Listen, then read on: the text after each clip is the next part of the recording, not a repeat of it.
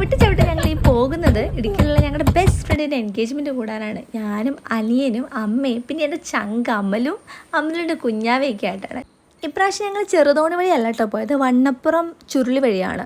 കൊള്ളാട്ടോ, യാത്രയൊക്കെ സുഖകരമായിരുന്നു, എനിക്കിഷ്ടമായി. അല്ലെങ്കിൽ ഞാൻ എപ്പോഴും വൊമിറ്റിങ്ങും തലവേദനയും ഞാൻ അവിടെ കിടപ്പായിരിക്കും. പക്ഷേ എന്തോ ഇപ്രാവശ്യം അങ്ങനെയൊന്നും ഉണ്ടായില്ല, നല്ലതായിരുന്നു.